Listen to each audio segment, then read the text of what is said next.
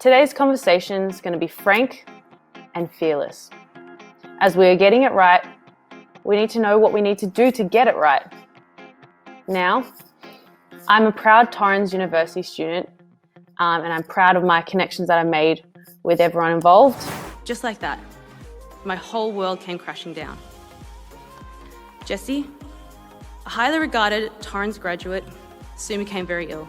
Even when you go through adversity and family or personal issues, that you can push through it, and it's really, it's all thanks to Torrens and support that you have around you, because I wouldn't have come back. It was a traumatic experience. And what we're trying to do is change people's lives to give them wonderful experiences.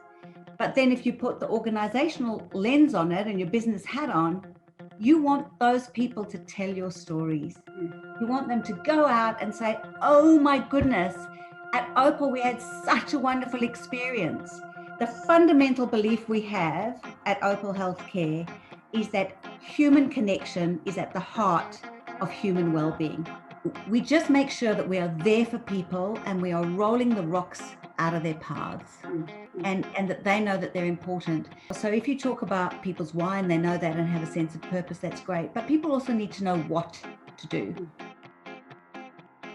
What the hard thing to do is that it's not consistent. You know, we have wonderful, wonderful staff who are very passionate and want to do the right thing by our students.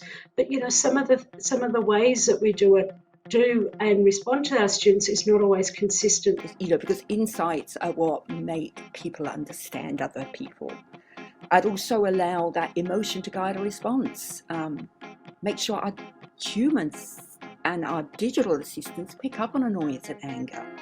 The student is feeling identified as a student right from the beginning. For the first scenario, it appears we've got it right, but I want them to say, I have had an exceptional experience. I've had an amazing experience. So it's a whole mindset, and it's a journey. I think we were on that track, but it's a journey where there's not a customer service department.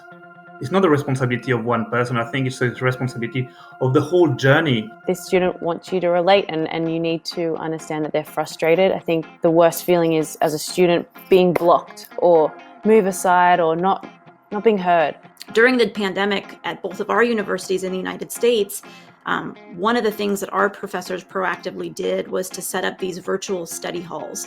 And they proved to be really successful in terms of motivating students, giving them time to really be able to focus, because when we were all home and now you're not only a student, but you're a childcare provider and a caregiver and all these other things, people needed the permission and the space that you often create physically when you're in school. EQ, it's not about bounce back ability or sticking out. Rather, it's an ability to bring that same level of energy and attention to any situation.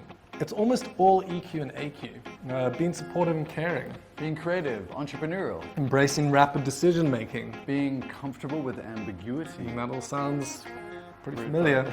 It's agility. It's about taking bold new steps into the future. Putting that experience and the needs of our students at the core of what we do. The whole experience, from the point that they decide to apply for a course with us right through to graduation, and then beyond that once they become an alumni. That's what we teach our students about personalizing an experience for a guest. We all need to think about our impact. So making sure that people are aware of, you know, there's a lot of different timelines and a lot of things moving at different paces. The student experience, some of it is the intangible things. But I would say walk in their shoes. Stop and listen and hear what someone's saying. Don't listen to their complaint or their issue, creating the solution in your mind so that you can spill it out to them. Hear and explore their issues, you know. I think it's really, really important that we give the best opportunity for our students to be successful. It doesn't matter where you start. Embracing the amateur mindset, realizing your opinion has room to evolve, or just remembering you are remarkable. You are built for this. You're never too old, you're never too young to set out on an adventure to try a new thing. We all have it in us to be stronger, smarter, and kinder. So let's do it better this time around.